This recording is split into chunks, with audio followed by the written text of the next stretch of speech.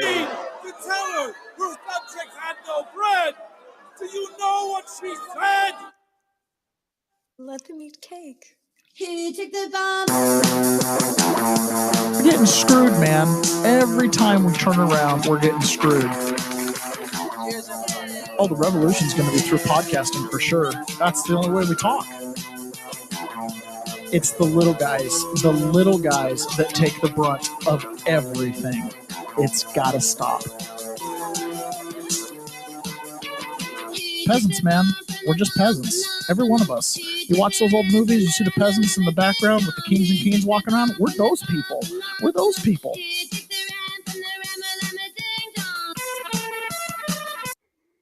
Good morning, peasants. Welcome to another episode of the Peasants Perspective. Wow. I pulled a Ron and I sat down in this chair about 3 minutes ago. I was home alone last night, so I slept in at like 6:05 when I woke up. I was like, I gotta get the dog out. Let me go to the bathroom. I can't even believe I'm in here. I can't even believe I made it. Oh my God. Are your shoes tied? Huh? Let them eat cake. Was just making sure I got my comment in for the month, Pony Boy. Thank you. And you're not we them boys. Oh, good morning, you guys. I cannot believe. Oh my gosh, we're in here. We made it. Okay. So now what I need to do is do show prep live right in front of you guys. Right on. So well, you know what? Yeah. Today we're just going to have a couple laughs, and we're going to go over a couple pretty serious things, but I'm just not going to be able to do the show in any kind of coherent order unless you guys want to wait 10 minutes for me to get everything lined up. I don't even That's have, all right. The news is all mixed up anyways. Yeah, the news is... Yesterday was actually... It's okay if it's out of order. The news is all mixed up. Yeah. There you go. I didn't even have Nashville turned on. Had to turn it on. And you can't even see it. Can't even see it. All right. Oh, my goodness. Yeah, so as soon as we're done with this, I'm going to be heading home and going to bed. The dog. Brushing my teeth. You know, all the normal stuff. Oh, my goodness. Okay, so yesterday, this came out in the feed, and this is one of those funny things that over time I've heard many, many times, and every time it comes up, it just makes me laugh. So this is Donald Trump being interviewed by Roseanne Barr a long time ago. Check this out. You ever go for a fat, middle-aged woman that's a Jew? It's always possible. No, you're more into the young, blonde, thin model thing, aren't you? I tend to be, but you never know what happens. I mean, life changes. Yeah. Life can change. Have you ever been with a fat woman? No. But it could happen. You should try it. I know. I can imagine it's very good. No, I think you'd be pleasantly surprised. I think I'd be very pleasantly surprised. I have a feeling. So you're Anyways. Sound kind of trailed off at the end, but that was funny.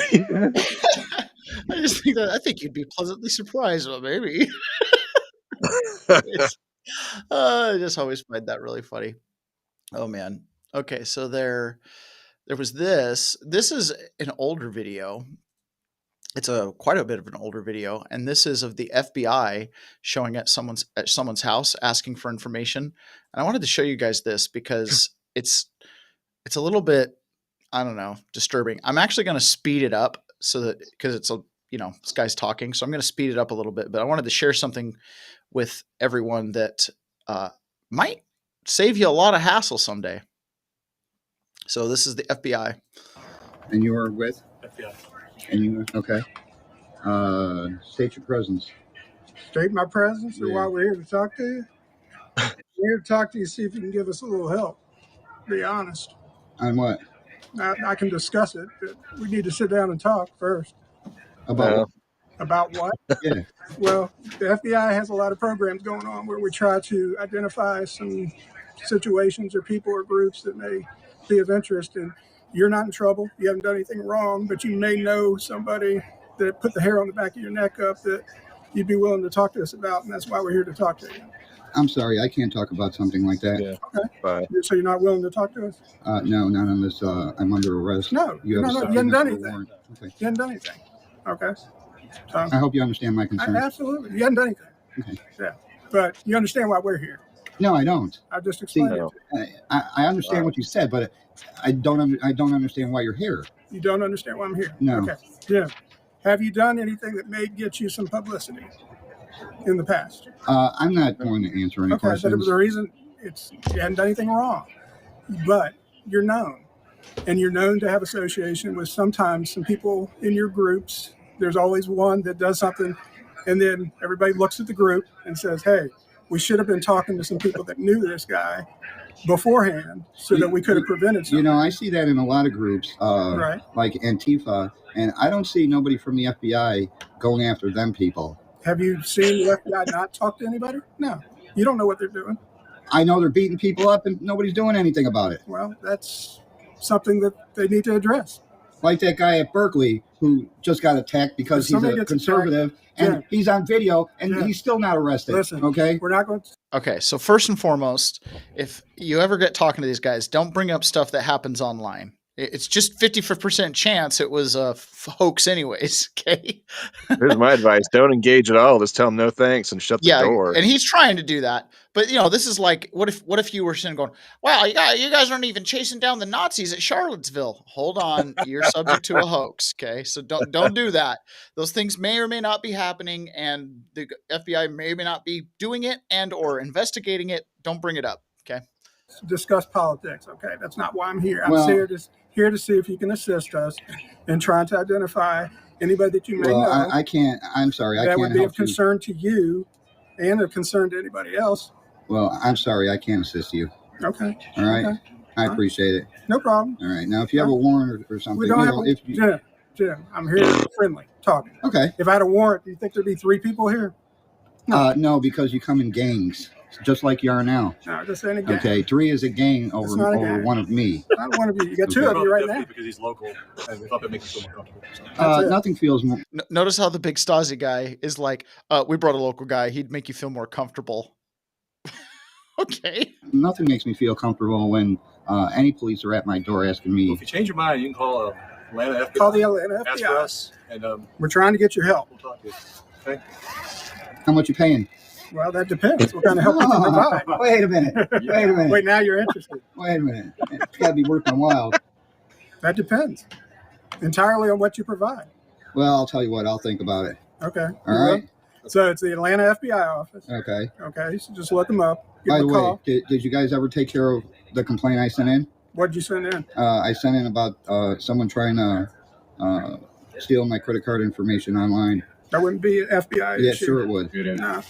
Oh no, we only deal with issues regarding free speech, and if you're, affecting the politics of the United States, something we'd be interested in. Oh, real crime? Yeah, that's the Secret Service.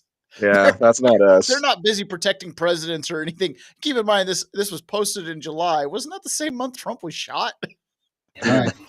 Secret Service, if it's a major network, the Secret Service deals with that. Okay. Did you call them? No. Did you call the locals? Yes, they told me that it's an FBI issue. No, So, it's not. see, you get no help. Yeah. No.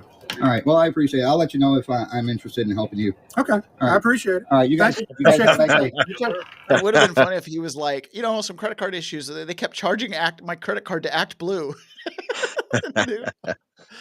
Okay, so this is what I wanted to share with you guys on that. So I've got my Black's Law Dictionary out right here. Okay, Black's Law. Everybody can see it, Black's Law Dictionary. And I'm looking up the word information.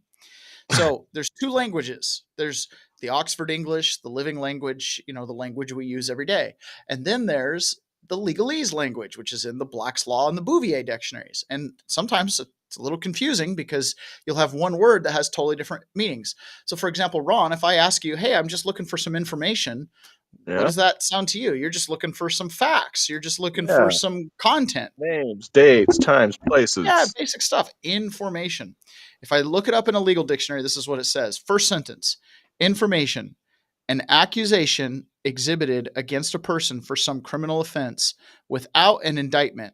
An accusation in the nature of an indictment from which it differs only in it being presented by a competent public officer on his oath of office instead of a grand jury on their oath. A written accusation made by a public prosecutor without the intervention of a grand jury. So if the FBI comes around going, hey, we're just looking for some information, just trying to figure some things I'm not out, even sure they're what that literally means. saying, hey, we're just looking like an accusation exhibited against a person that we can for some criminal offense.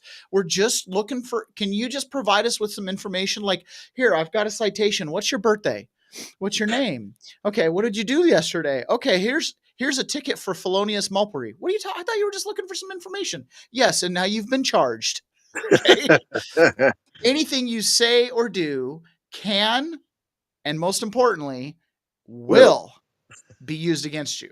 So can makes you feel like it may or may not, if it's against me or not. Nope. Whatever you say, any information you provide will be included in the accusation against you. You give them all the information, all the ammunition they need to turn around, and you load the gun that's pointed back at you. So keep that in mind. An accusation exhibited against a person for some criminal offense. If a police officer or the FBI comes to your door and is like, hey, we're just looking for some information. Oh, and not about you either, about your neighbors. Yeah, until the crime is snitching. Right? In prison, snitches got stitches. There was nothing worse you could do than snitch. Right? Or unless you just happen to say something accidentally that self-incriminates you.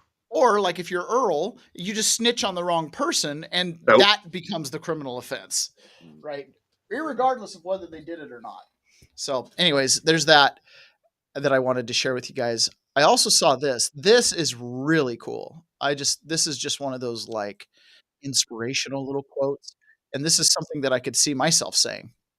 In fact, I might memorize it and put it into my repertoire. So this is a gentleman talking about diffusing situations by he says reacting, not or responding, not reacting. I gotta share my screen. Have you noticed what happens when you stop reacting?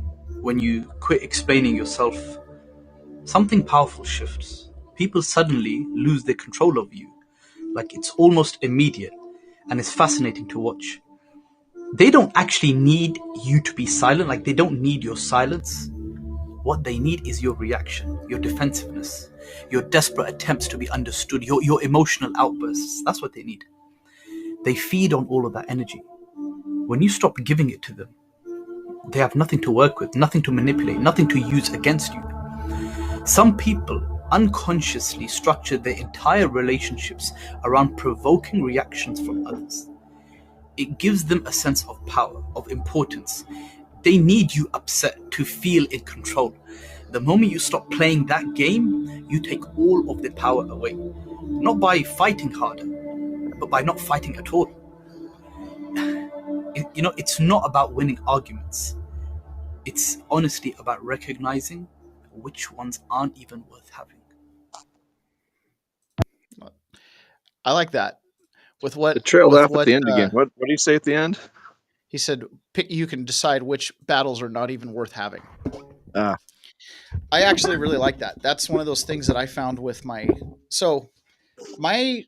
January 6th trial was very different from anyone else's that was there, because I never argued anything.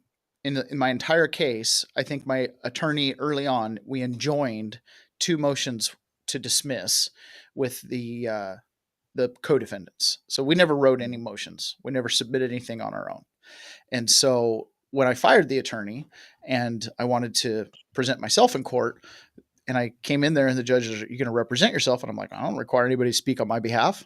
I'm like, who am I representing? I am present. I'm right here. And so anyways, it went, I just sat in court and asked questions. I asked questions about all kinds of stuff, but I really didn't answer any questions. You can go through the transcripts, and if I answered a question here or there, it was like, see you again when you come back. So yeah, that kind of thing. Like there really wasn't any questions. And so the entire time, all the hearings, the prosecution had almost nothing to say. They'd presented what they did to the grand jury. That was there. They could use that at trial. And because I didn't contest anything and I didn't present anything new, it was pretty light. And then of course, because I was like not playing the game, I was accepting everything like on its face, no matter what it was. They were like, well, you might not be competent. So I had to go meet with a psychologist twice because the judge had found me not competent to stand trial. Right. And I was like, if you know me, it's kind of like, what? It's okay. So he doesn't understand the nature of the defenses against him or can assist in his own defense. Like that's the definition of competent.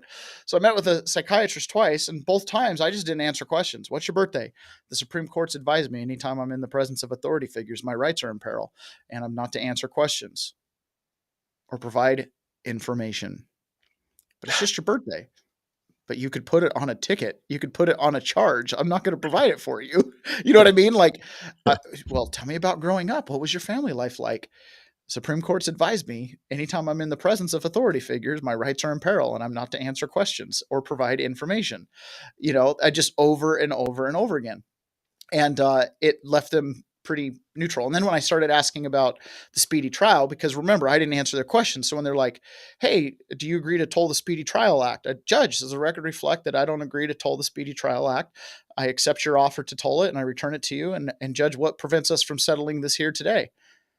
Right? Like, I don't need to extend this. I didn't toll it. And at one point, the judge was pretty upset when at the end of the hearing, because I go, Judge, are you continuing this matter for your political or financial benefit or the political or financial benefit of some third party? I'm not. I just get paid to sit here and listen to nonsense or people like you. Slam the gavel. And that was the beginning of the demise, because they didn't toll the Speedy Trial Act. And so then the clock started ticking. And then by the time we got, I was done being incompetent, they had like 400 days elapsed, 200 and something days since I'd reserved it, even if you took out the time when he found me not competent, because they have a law that says that the clock stops. Either way, it became a whole thing. So I went from not competent to scheduling a federal court jury trial with 3 weeks, which is like unheard of. You're not calendared and then, we're going to have court in 3 weeks. Usually when you calendar, it's like the standby attorney, who was my former attorney that I was paying, that I was no longer paying, that the court paid to fly out to DC and everything, is a private Seattle attorney. And he's like, I've never not been able to be fired. And we're not even contentious. Like, he's like, I want to go. You want me to go? There's no like arguing here, He's like, but now I don't work for you. I work for the court. I'm an officer of the court. And they've literally told me I now have to come here to represent you. And he's like, this isn't voluntary for me either. You know what I mean? Like, it was so crazy. So then when we had trial, it was like the most truncated thing you can imagine. I hadn't provided a bunch of stuff. They didn't bring up any background witnesses. I didn't provide character witnesses on the stand, so they didn't have any cross-examination. I didn't introduce England for the English, no to our replacement. Amen, brother. So that was Little Englander. Thank you for joining us. Yes, I think we might actually have met our chat goal this morning. Like, how awesome is that? Okay. Because I got 2 new people in here. So awesome. Pony Boy, you made it in there. Oh, Little Englander, you're on YouTube.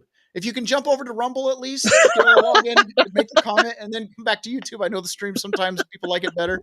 Okay. So I had the 3-week trial, or I had the trial, and it was like 4 days. I mean, it was a voir dire, jury selection. It's 4 days. And it was just, 2 or 3 tweets, 12-second video. Parliamentarian comes in. Yep. The count was disrupted. I mean, it was like, it really was stripped because I didn't react. I didn't give them a whole bunch of red meat to like dig around with. It was a railroad. They were going to do what they were going to do anyways, but I wasn't going to consent and play the game. I wasn't going to let them have the power of dragging me in and the reaction and the emotionality. Like, it is what it is. What's going to happen is what's going to happen. Like, you're not going to stop Genghis Khan, just one man, So there's this quote in Atlas Shrugged that I read often. I read this often, and this will not be the last time I read this, but this is Ayn Rand speaking through her character, John Galt, who is essentially getting people to pull out of the system in order to let the system just coast its way to nothing, right? The system, this corrupt system of looters who take your energy and your effort and your loosh, is using your virtue against you, your desire to follow the rules, your desire to achieve. They're weaponizing that against you. The more they achieve, the more they tax. The more power you have, the more they want to regulate and co-opt you in their scheme of regulation. They want, in this book, they're trying to get these different industry captains to turn on the other industry captains. Oh, hey, if you work with us, if you do this XYZ, we'll make some laws that will hurt your competition. And who knows, if you're lucky, maybe you can have a monopoly. You know what I mean? And once you have the monopoly, you're totally under their control. It's they that have the monopoly. And so he's John Galt, the character, is throughout the whole book, and it's a big book, so I'm not giving any plot line away, but he's stopping the motor of the world. He's getting the people, the industry leaders, the Elon Musk. He's getting these people to just go, I'm okay. Imagine if Elon Musk just, stopped doing what he was doing and convinced everybody else that had the knowledge to shoot rockets into space to just, oh no, we're just going to go work in the farm and throw some manure, buck some hay. Like, if they just stopped doing it, if they withheld their brain from the system, what do you think Adam Schiff's going to do? Can he make a train track?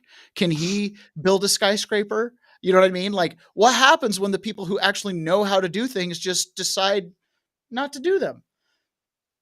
And at one point, this character, John Galt, because, he's like the smartest man on the planet, and has the answer to all their questions, they actually kidnap him. And they're like, listen, we're going to put you in charge of the economy. You're going to be the secretary of economy, right? You're going to be able to run everything. And he goes, what's the first thing you do? He goes, get rid of all taxes. Oh, we can't do that, because then, what would people be working for, and how would we have control? And he goes, okay, all right, well, what would you, and so then he asks them. So at this point, he turns it around. He stops providing information. You're not going to get rid of taxes, then we're done.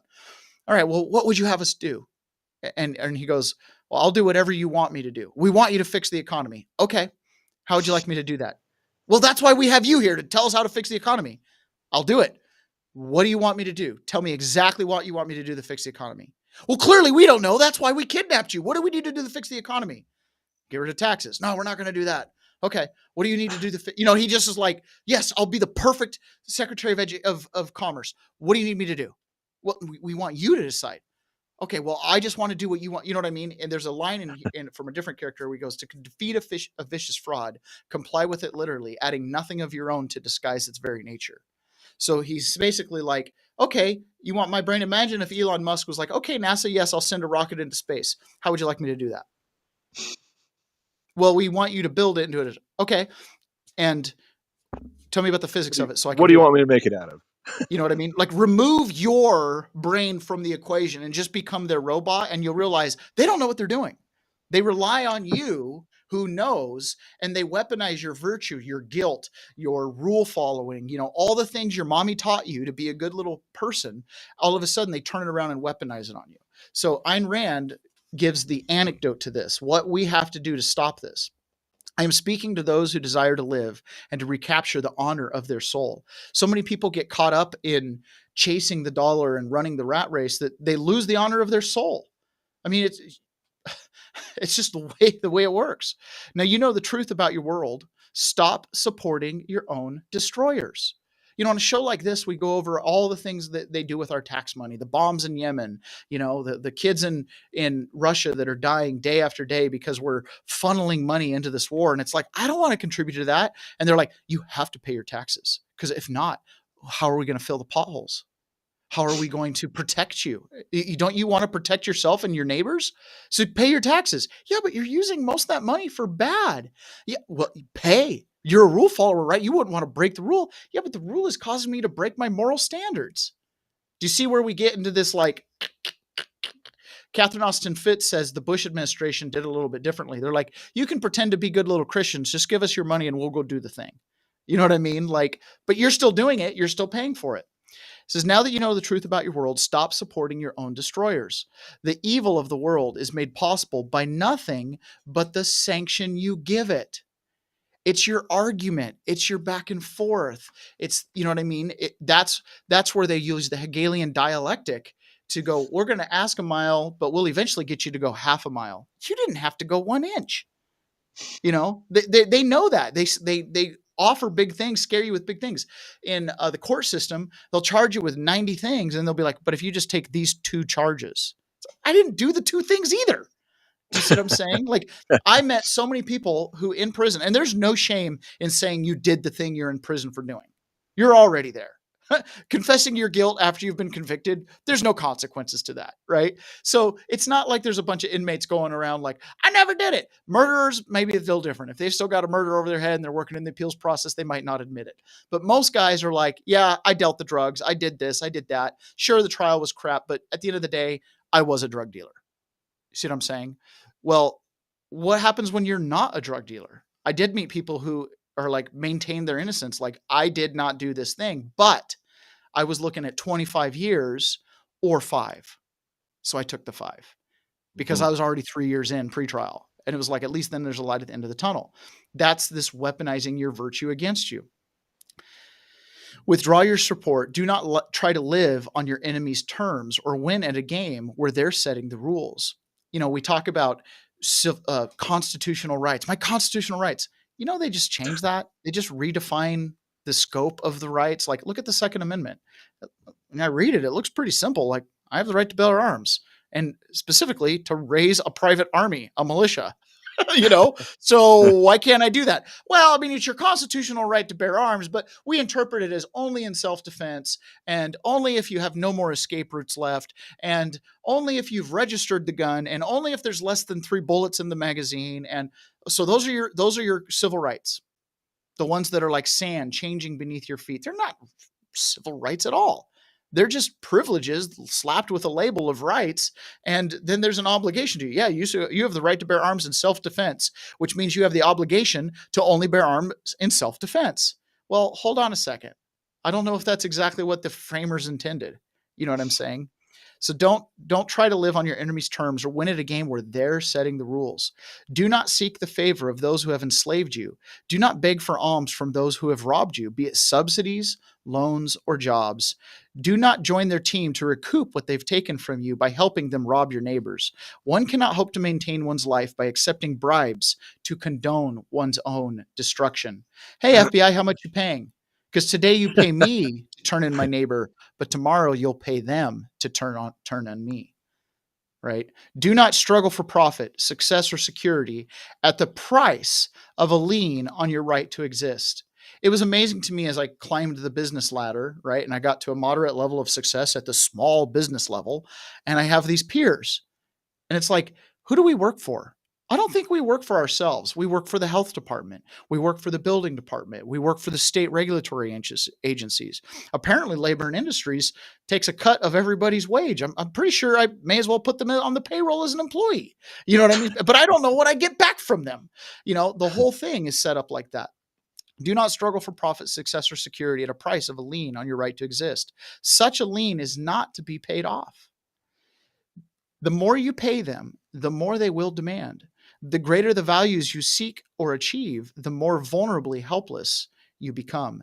Theirs is a system of white blackmail, derived to bleed you, not by means of your sins, but by means of your love for existence. Do not attempt to rise on the looter's terms or to climb a ladder while they're holding the ropes. Do not allow their hands to touch the only power that keeps them in power, your living ambition. Go on strike in a manner I did. Use your mind and skill in private. Extend your knowledge, develop your ability, but do not share your achievements with others. Over at 1776, we talk about using trust and different things. This is a way to put your, value into something that's not a leaky bucket, right? It's a way to take it from the system and control it a little better. And that's stuff we talk about exhaustively at 1776. Use your mind and your skill in private. Extend your knowledge, develop your ability, but do not share your achievement with others. Do not try to produce a fortune with a looter riding on your back. The looter in our day would be the IRS. Stay on the lowest rung of the ladder. Earn no more than your barest survival. Do not make an extra penny to support the looter's state. Since you're captive, act as a captive. Since you're captive, act as a captive. Do not help them pretend that you're free. Be the silent, incorruptible enemy they dread. When they force you, obey, but do not volunteer. Never volunteer a step in their direction. In the whole J6 thing, and I really am careful not to be critical of my J6 brothers and sisters, but it was really shocking to me, the bravado and the bravado that some of the January 6ers had. And then when the heat got put on them, they were the first ones to make a plea deal. And then as soon as the heat comes off, they're the first ones to say, oh yeah, I took that plea deal, but it was a lie. And I didn't really, it's like, then why'd you do it? Right. It's that you gave them that inch. You gave them the consent to say, yeah, I'm a terrorist. Yeah, I attacked the Capitol. Meanwhile, I didn't really attack the Capitol. Well, you did that. If everybody would have just said, no, I didn't do it, we're going to trial, jury trial, full jury trial. You're going to drag 64 people in here. You're going to interview every single one. And I'm just going to sit here. The entire DC system would have come to a grinding halt. In fact, they had so many of us that it got to the point that as a plea deal happened, a new indictment was unsealed.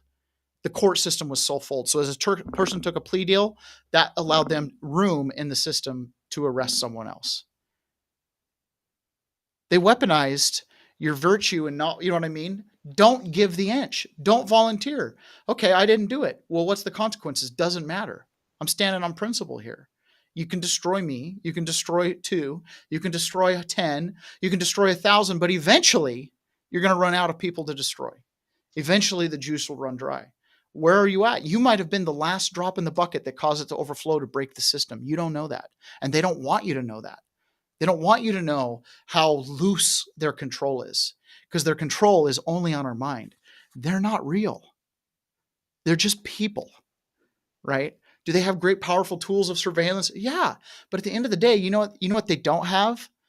This. They don't have the power to actually decide how this acts. But they're pretty good at pushing you around. They're pretty good at putting the the mouse in the maze and putting the cheese. But if you don't want their cheese, you don't go through the maze. That's the deal there. Be the silent, incorruptible enemy they dread.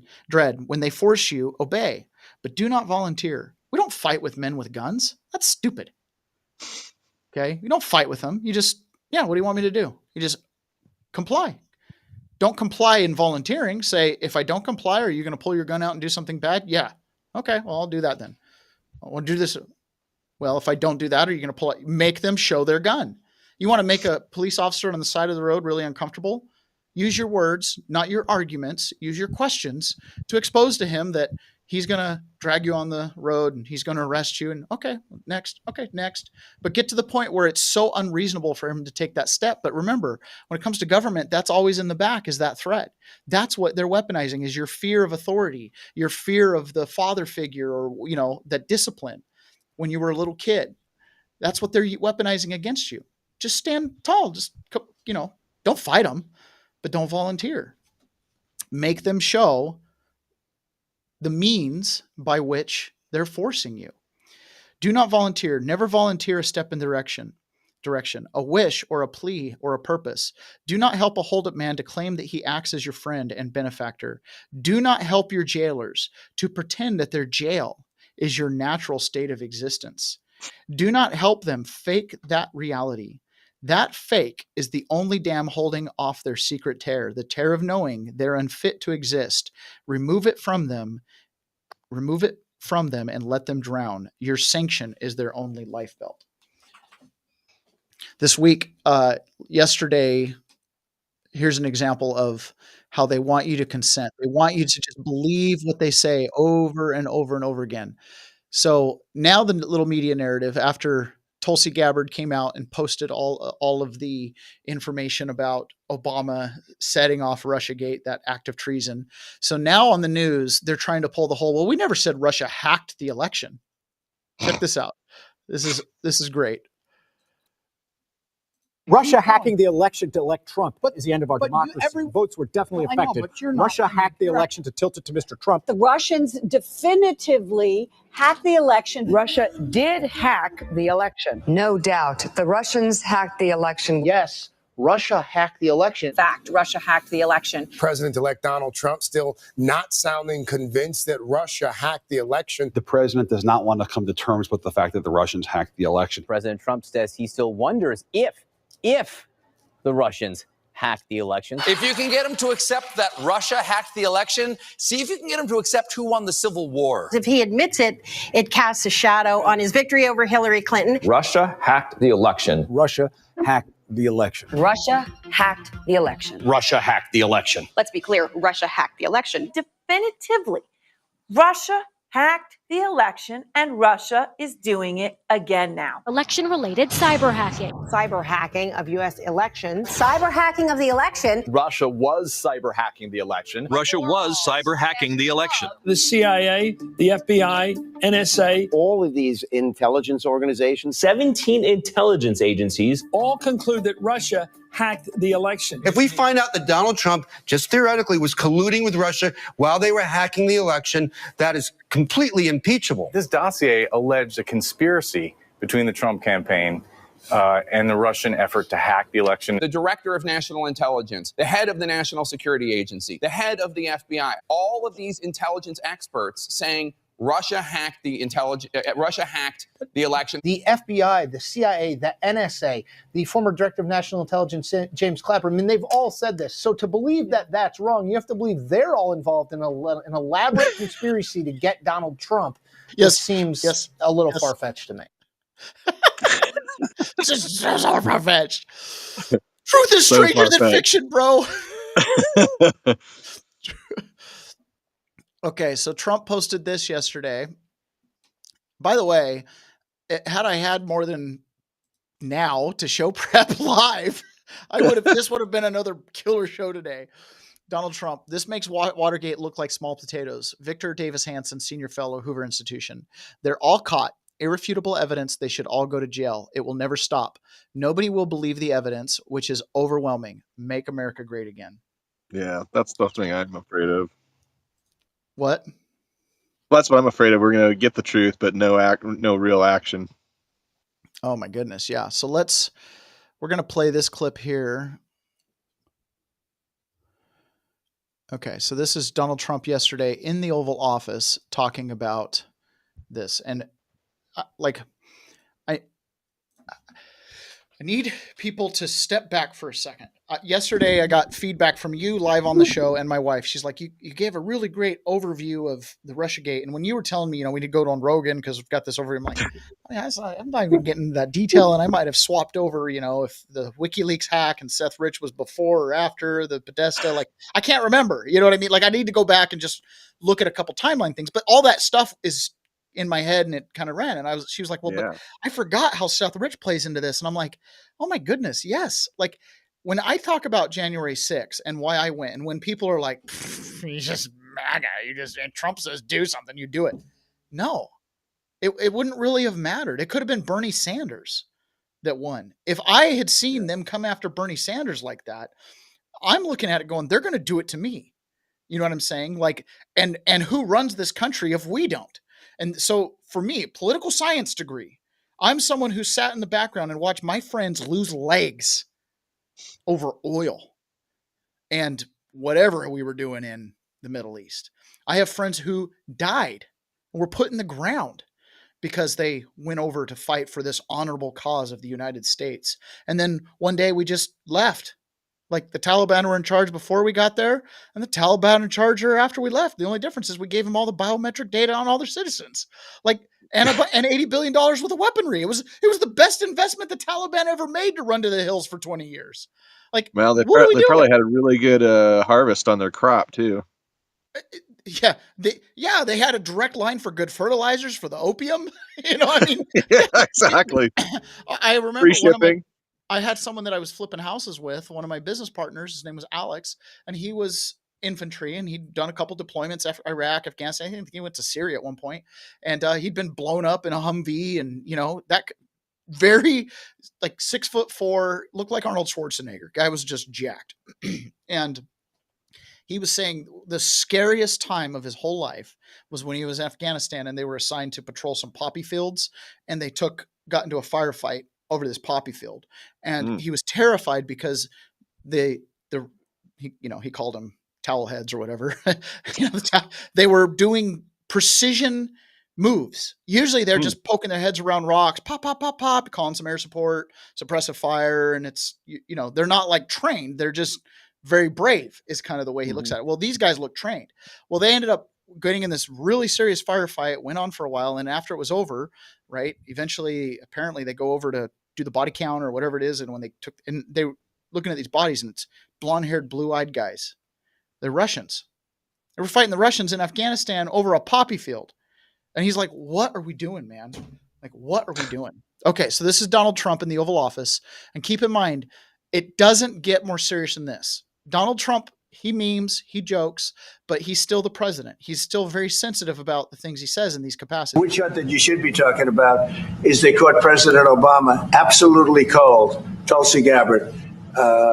What they did to this country in 2016, starting in 2016, but going up all the way going up to 2020 of the election, they tried to rig the election and they got caught.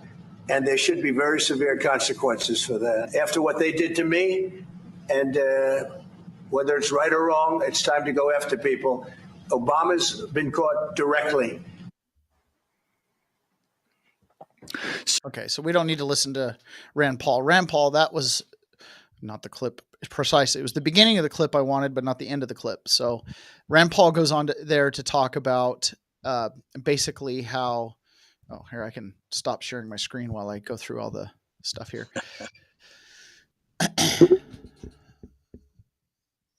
Okay, so he goes on to basically say, you know, yeah, it was really weird when everything was going down and I was really suspicious of it. And it's like, yeah, okay. I find it funny. Okay, this is just me, right? My personality. I find it funny when you have like a sitting senator who will fight with Donald Trump or will negotiate, even worse, they negotiated with Joe Biden, but they knew that the election was rigged, stolen, this running coup. And yet do you see how they're consenting to the very enemy that they allege to fight, which makes you wonder if they even know, right? Or if they really believe it or not. But this is, and so with Rand Paul, it's another one of those funny things like, man, it's a good thing I'm not an elected official. Cause I'd just be like, whatever that guy says, we're just got to make it right. He's in charge now. Okay. So this is Donald Trump. This is probably going to overrun that last clip. I got to share screen. The DOJ target as part of their investigation? What specific figures in the Obama administration? Well, based on what I read, and I read pretty much what you read, it would be President Obama. He started it. And Biden was there with him, and Comey was there, and Clapper, the whole group was there. Brennan, they were all there in a room. Right here, this was the room. This is much more beautiful than it was then, but that's okay. I have nice pictures up that came out of the vaults. They were in there for 100 years. This is much more beautiful. We have the Declaration of Independence now in the room, which wasn't here. I guess people didn't feel too good about putting it here, but I do. But you know what? If you look at those papers, they have them stone cold, and it was President Obama. It wasn't lots of people all over the place. It was them too.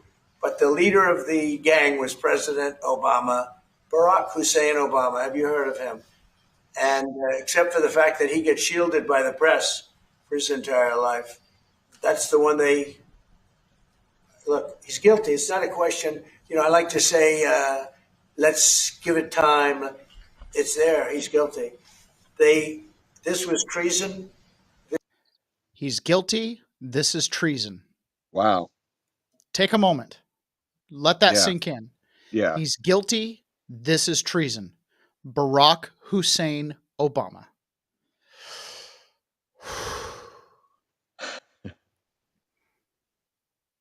But Russia didn't Russia hacked the elections. No, they didn't.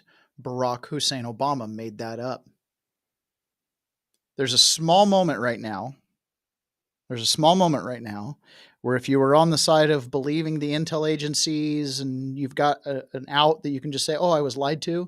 There's a small window right now where you can jump off the ship. But if you don't jump off ship right now, the people who continue to support Barack Obama and will, go to defend him, this is what you're defending. You're Trump defending is treason. Dead serious about this. They tried to kill him. That was the other thing he said. They tried to shoot my head off. These people are deadly serious. Every rape that happened from an illegal immigrant that crossed that border in the last 4 years, it only happened because Barack Hussein Obama committed treason. Every murder, every burglary, every piece of identity theft, every person who couldn't afford a house because of housing pressure, every single person who couldn't get an emergency response because the emergency system is flooded with illegal immigrants causing problems, every single person who couldn't get proper service at an emergency room because illegals use it as primary care. That's because Barack Hussein Obama committed treason. Every single person who's dying in Ukraine and Russia are dying as a result of weak and feckless leadership in apparently some type of Ukrainian cover-up over the fact that the Democrat National Convention was housing their servers there, right? And they were covering up apparently a whole bunch of grifting crimes, hence the Biden, Burisma, et cetera, et cetera. Those boys' blood is on their hands because Barack Hussein Obama. Barack Hussein Obama could have let Hillary be charged. He could have thrown her to the wolves. He could have respected the democratic process and allowed Donald Trump to have a normal presidency. But instead, Barack Hussein Obama chose to commit treason.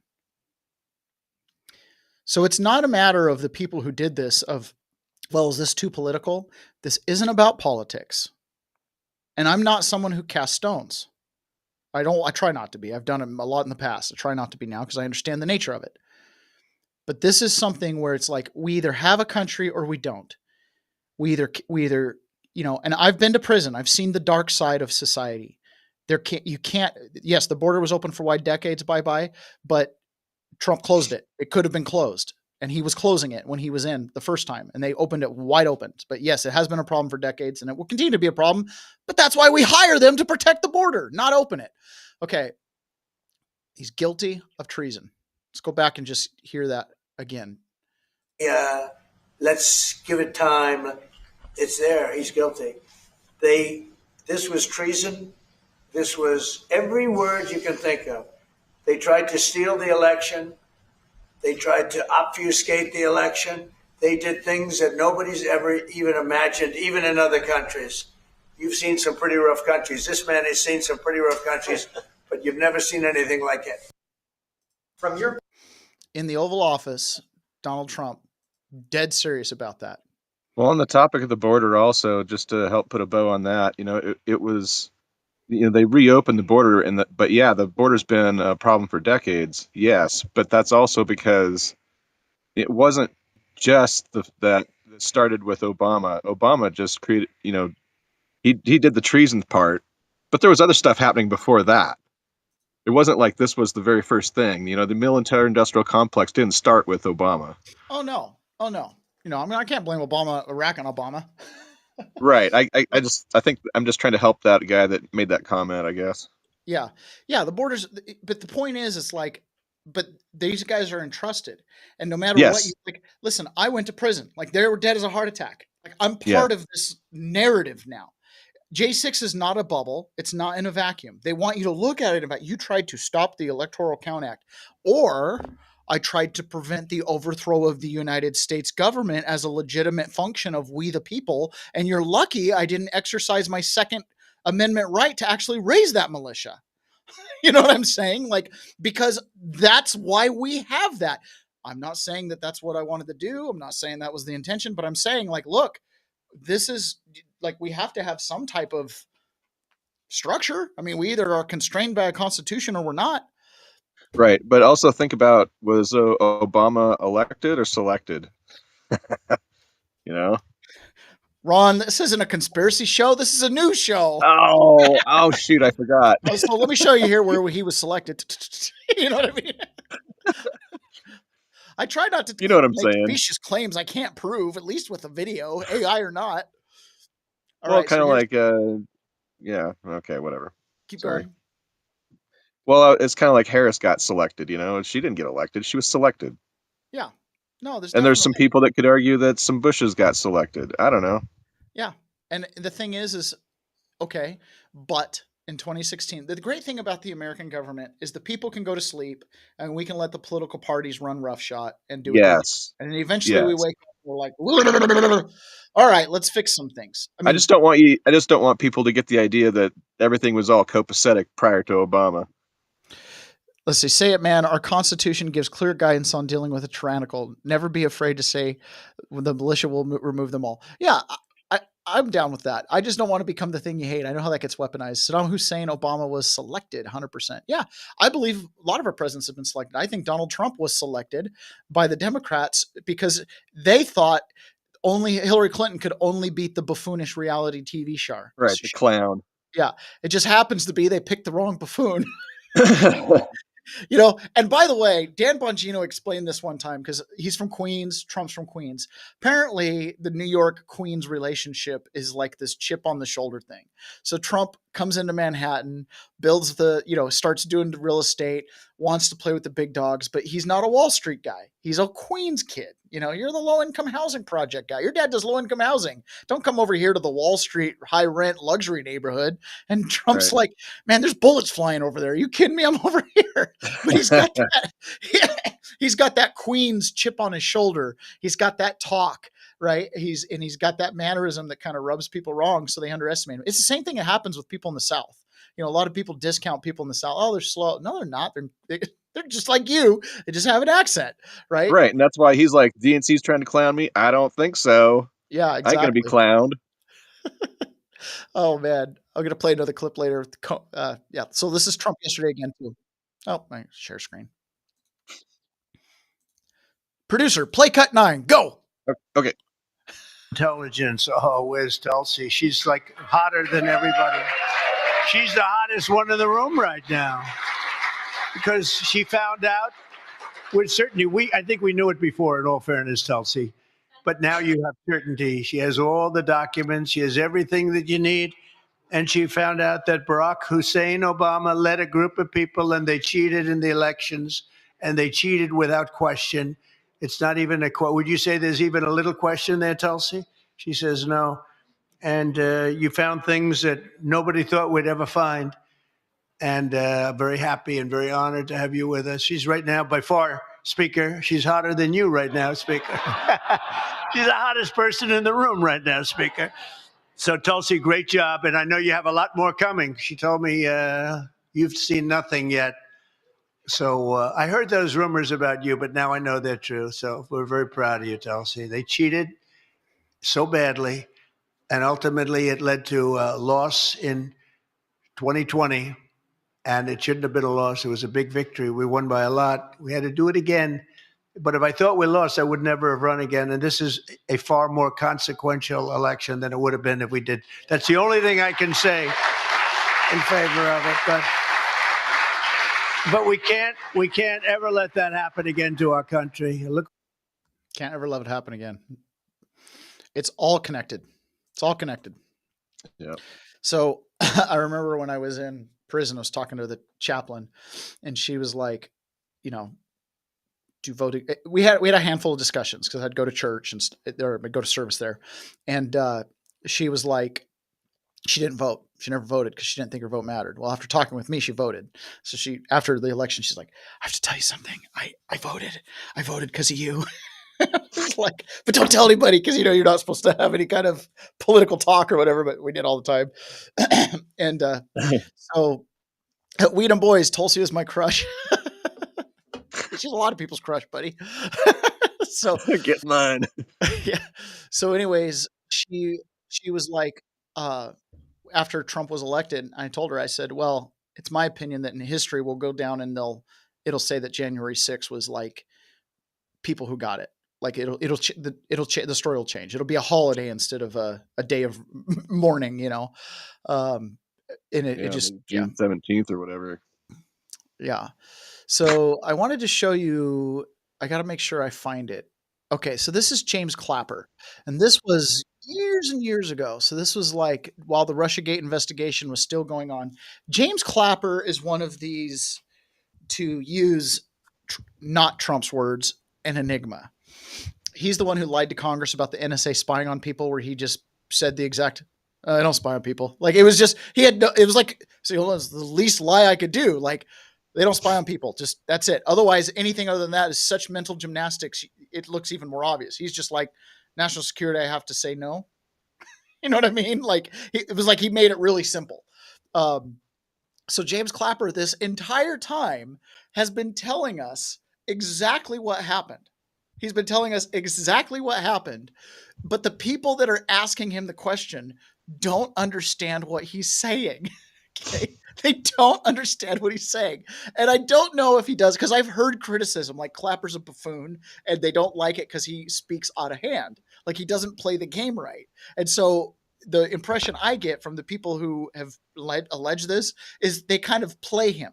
Like they know he's going to say what he knows to be true. So they set it up so that when he says it, it's not the whole thing. So this is what James Clapper does here. And he's still saying that the Russians rigged the election, the conclusion of the IC report, but he's telling us the entire thing that happens.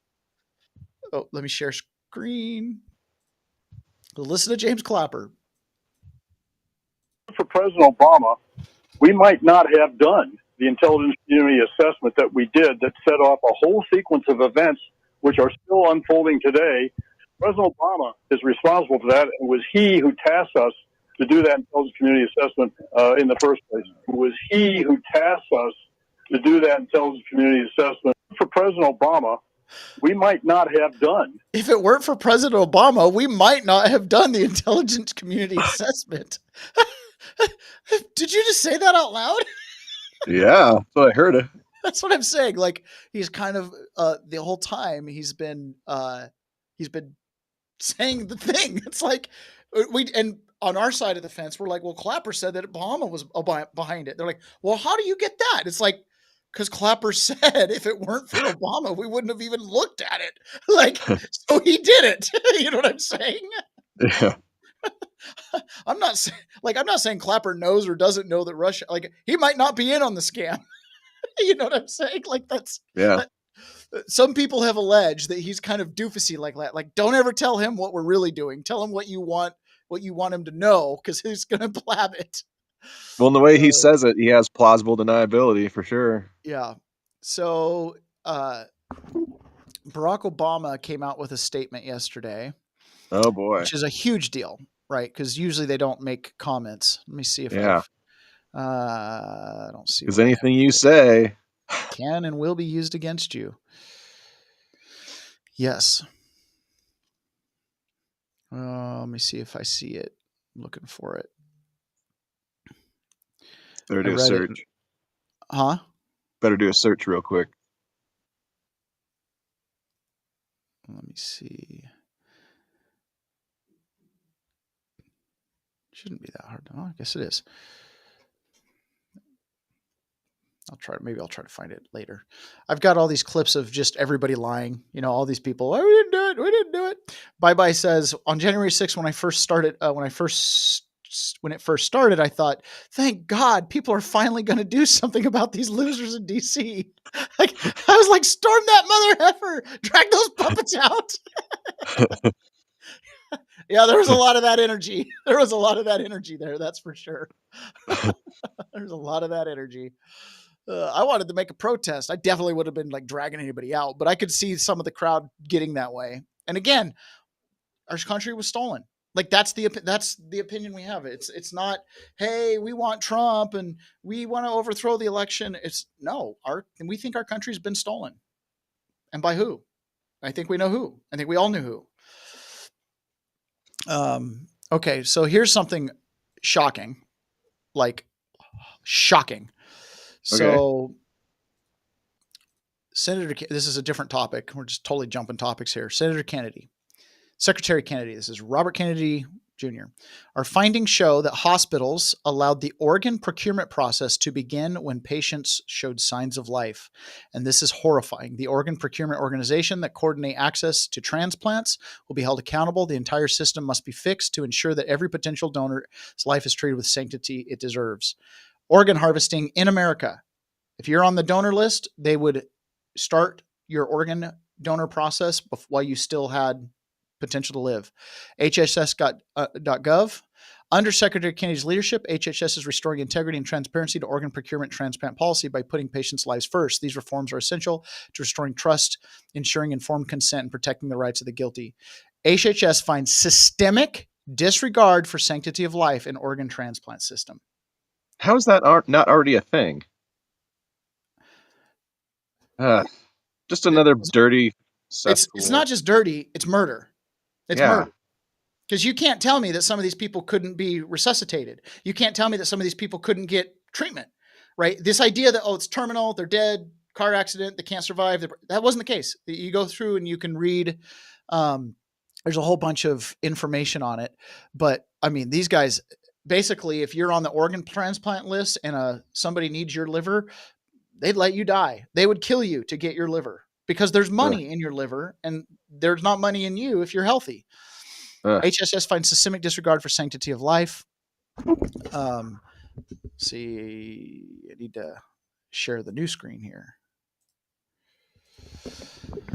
Our findings show that hospitals allowed organ procurement process to begin when patients showed signs of life, and this is horrifying. We just read that quote. HSS Organ Transplant Network has reopened a disturbing case involving potentially preventable harm to neurologically injured patient by the federally funded organ procurement organization, serving Kentucky, Southwest Ohio, and part of West Virginia. Under the Biden administration, the OPTN's Membership and Professional Standards Committee closed the same case without action.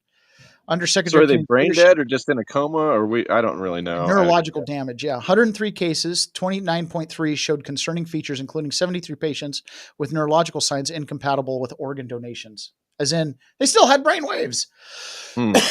People do come out of comas, Yeah, at least 28 that's why I was patients may asking not it that have been way. deceased. 28 patients may not have been deceased at the time of organ procurement was initiated, raising serious ethical and legal questions. Evidence pointed to poor neurological assessments, lack of coordination with medical teams, questionable consent practices, and misclassification of causes of death, particularly in overdose cases. Oh, you're overdosing? Take their organs. They're losers. They're drug users. Take their organs. You come in, on an overdose where you're, that's brain dead right there. Get the kidneys. And here's the thing, when they do a report like this, 103 cases, this is so difficult to investigate. And because one of the allegations is falsifying the reason of death. It's one of the allegations. The reason of death was you took their organs. You murdered them. Right? So it makes it incredibly difficult to go in after the fact and dig that up. So that those are probably like the most egregious cases. You know what I mean? Those are not the fringe cases. For them to make an announcement like that, for Senator Kennedy to be like, they were organ harvesting from patients still showing signs of life. And that's probably a pretty watered down way to say that. Yeah. Why do we remove our sanction? It's because these people, until they develop a track record of not doing this kind of stuff, I don't trust any of it. I don't trust I hate to be that guy, but I've become that guy. I've become that guy. Okay, so $100 million that was raised for the Celebrity Fire Aid concert actually went to NGOs. So when the fire in LA happened, they had the big concert and they raised $100 million. Not one penny of it went to victims. It all got distributed to NGOs that it says allegedly had nothing to do with the fire. And this is coming from Representative Kevin Kiley. I've asked Attorney General to open an investigation. Huh? They're funding protests. Yeah, they're funding protests. That's exactly right. Oh my gosh. These people are so corrupt. I find this really funny here. So Donald Trump is actively suing Murdoch, who owns Fox News and Wall Street Journal, which are both subsidiaries of News Corp, and his daughter-in-law has a show on Fox News. I just find it. They only have so many mediums. You know what I mean? Like they only have so many ways to get information out. And I don't know. Apparently, a couple of weeks ago, it was cool to be on Fox News. Now it's like enemy of the people. They're being sued. So this is Tulsi Gabbard and Laura Trump talking on Fox News about the treason and whatnot. Rupert Murdoch, yes. To what we heard from former President Obama there. He's saying that none of this makes any sense, that this is a distraction. What do you say to that? It's the art of deflection coming from former President Obama, as well as his friends who are still in Congress today, and Senator Warner and Congressman Jim Himes, really all basically saying that exact same statement, which doesn't actually address the issue that was revealed in great detail in the over 100 documents that we released last week, and the documents that we will be releasing later this week that point to the undeniable fact that you laid out in your introduction to this segment, is that the intelligence community had one assessment. that Russia did not have the intent or capability to try to impact the outcome of the U.S. election leading up to Election Day. The same assessment was made after Donald Trump was elected by the American people as president in 2016, defeating Hillary Clinton. And it wasn't until after that pulled President's Daily Brief document that you referenced that the Principals Committee was called in the National Security Council, and President Obama then directed Obama's DNI James Clapper to lead the effort to create this new intelligence community assessment that detailed not if. Okay, so what I said earlier about Clapper being just a dupe, he wasn't a dupe. He was Clapper that was tasked with doing it, which is why Clapper's like, hey man, I wouldn't even committed treason if Barack Obama didn't tell me to. That's what he's saying. But how Moscow attempted to influence the outcome of the U.S. election. So this is the thing that I think people should pay attention to, is neither the message from President Obama's office, neither the statements coming from Democrats in Congress today and their friends in the propaganda media. None of them are addressing this fact that there was a shift, a 180-degree shift from the intelligence community's assessment leading up to the election to the one that President Obama directed be produced after Donald Trump won the election, that completely contradicted those assessments that had come previously. The second thing I want to address that's very important, Laura, is that you in the clip that you played, you saw John Brennan, James Clapper, James Comey stated with high confidence this January intelligence community assessment that they drafted at the direction of President Obama. The fact is that they used already discredited information like the Steele dossier. They knew it was discredited at that time, yet they used it as a source for this document that they claim to have high confidence in. They used intelligence that some of these intelligence community professionals rejected previously because of the lack of credibility and the lack of the ability to vet with any kind of confidence whether or not that information or intelligence was accurate and could be used for an assessment. There's a long laundry list of facts and intelligence reporting that directly contradict the statement coming from President Obama's office and those who are trying to deflect away from what actually happened, which was after Donald Trump was elected, led by President Obama, there was an effort to create a document that would serve as a foundation for what would be a years-long coup against President Trump, therefore trying to subvert the will of the American people who sent him to the White House in 2016. She's my hero. I have been cautious of Tulsi Gabbard. I have warned people. I've said, listen, she is a Democrat. She's a Democrat. She's pro-choice. She's very much more on economic stuff, very much more of a socialist. Okay. I would not vote for her for president if she wasn't running against like Hillary Clinton or something like that. You know what I mean? Like, no, but, I am super happy with her kind of, but at least you can believe what she says.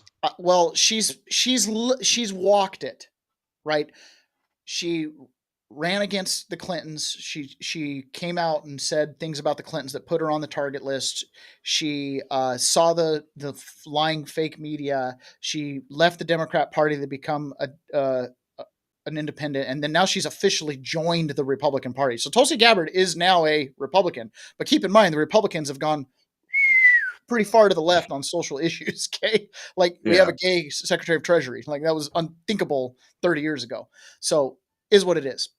But I'm really impressed with her here, and I just am like she just seems like someone who understands what that oath of office was supposed to mean, and I like that. Okay, I wanted to play. There is a clip I wanted to play with James Comey. Let me find it here. Okay, so this is James Comey being interviewed back in 2017, I think, after he'd been fired. This is on ABC. This guy right here. Oh my gosh, what a! Oh, you're not even looking at the screen. Let me show you guys. Saw his big, beautiful face. I'm just like triggered by this man. This is one of the most phony reporters you'll ever see, man. In prison, they every day at like 4:30 or 5 or whatever it was, the nightly news comes on, and all the black guys would watch this, and it was like, why are you guys watching that stuff? Well, it's the news. And it was like there was like a perception that ABC and CBS, like the broadcast news networks and what they run. Like, this is broadcast news. This guy gets more viewers than CNN or Fox News because he's in the broadcast side of things, right? It goes out to every TV, whether you have cable or not. You know what I'm saying? And so when these guys say something, they are like, they're doing the Walter Cronkite, like, set the narrative. When Anderson Cooper says something on CNN, it's cable news. This is kind of that 24-hour news infotainment situation. But these guys, they don't run news all day. So when the news comes on, it's sandwiched in between like Family Guy cartoons and evening sports.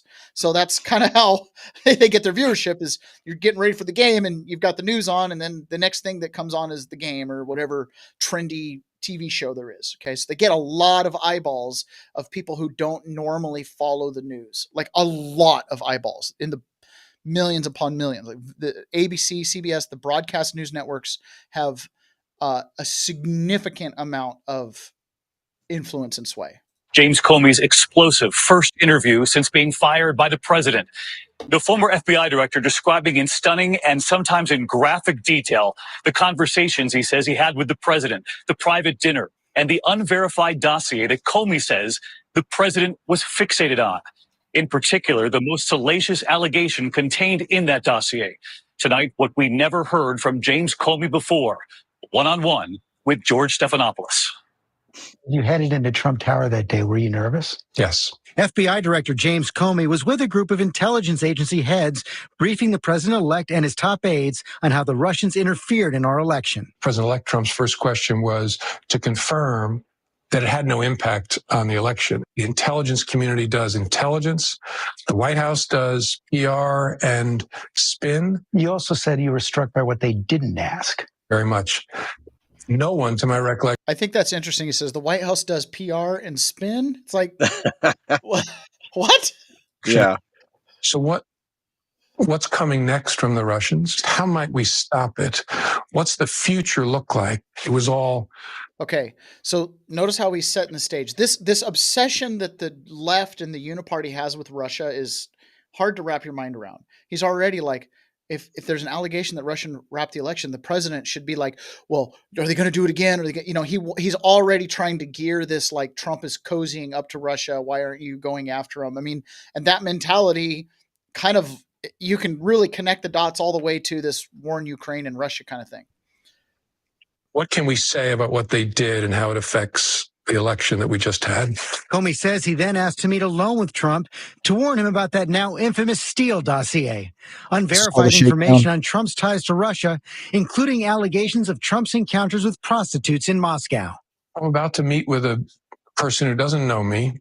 Has just been elected president of the United States by all accounts. And from my watching him during the campaign, could be volatile. And I'm about to talk to him about allegations that he was involved with prostitutes in Moscow and that the Russians taped it and have leverage over him. Did you tell him that the Steele dossier had been financed by... He's the former director of the FBI doing this interview, and he's completely just smearing Trump. Like, it is such a false allegation to even let it out of your mouth on live TV. Comey's not stupid. He knows exactly what he's doing. By his political opponents? No. I don't even think I used the term Steele dossier. I just talked about additional material. But did he have a right to know that? That had been financed by his political opponents? I don't know the answer to that.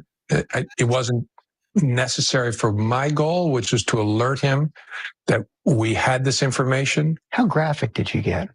My goal was to alert him that we had this information. Imagine someone coming in like, hey, it's a mighty nice video of you the other day committing that crime, and be awfully bad if anybody got a hold of that. It's a shakedown. It's a shakedown. I think as graphic as I needed to be, I started to tell him about the allegation was that he had been involved with prostitutes in a hotel in Moscow in 2013 during a visit for the Miss Universe pageant, and that the Russians had filmed the episode.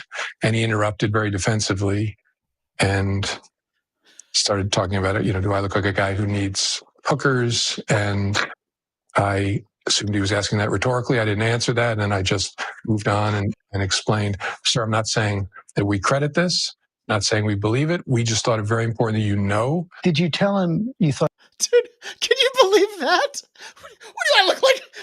Do I look like a guy who needs hookers? Like it never happened. So when he says they have a video of it, he's like, what are we doing here? But it wasn't true, or you didn't know if it was true or not? I never said I don't believe it because I couldn't say one way or another. How weird was that briefing? Really weird. I was almost, I was floating above myself, looking down, saying, you're sitting here briefing the incoming president of the United States about prostitutes in Moscow. Comey says that on January 27th, at a private dinner in the White House, President Trump raised the issue again. By the way, I was floating above myself like Susan Sarandon. Every other politician that got blackmail or whatever, they know it. So it doesn't have to be said. This is the difference between the guilty man and the not guilty man. The man with shame and the man without shame. Trump has no shame. He has no guilt. Okay. So when the thing comes up, he's like, he made Comey say it. He made Comey say it. Well, it's also why he didn't ask the questions. It's also why Comey said, well, it's surprising he didn't ask some other question. Well, he didn't ask those other questions because he didn't think of them because it didn't happen. It didn't happen. I'm just going to go. That did not happen. Right. But every other politician is thinking, oh, maybe they got that one time, oh my goodness. And if they don't have that, what else do they have? Which hookers are you talking about? Yeah. Andrew Cuomo, and they got him on basically false allegations of sexual harassment. Why? Because of the COVID thing. He knew he was guilty. That shouldn't stick because those were horrible hookers. Yeah. Says he may want me to investigate it to prove that it didn't happen. And then he says something that distracted me because he said, if there's even a 1% chance my wife thinks that's true, that's terrible. And I remember thinking, how could your wife think there's a 1% chance you were with prostitutes peeing on each other in Moscow? I'm a flawed human being, but there's literally zero chance that my wife would think that was true. So what kind of marriage to what kind of man does your wife think there's only a 99% chance you didn't do that? And I said to him, sir, when he started talking about it, I may order you to investigate that. I said, sir, that's up to you, but you'd want to be careful about that because it might create a narrative that we're investigating you personally. And second, it's very difficult to prove something didn't happen. Did you believe his denial?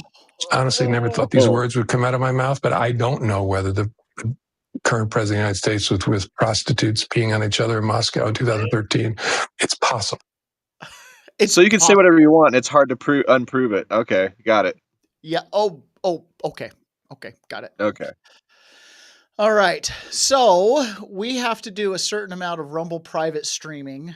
And I didn't understand how this worked. I thought I could just stream a whole thing private. That's not really how it works. It's actually at the end of the show, we go private so that the premium members get a last little bit of content.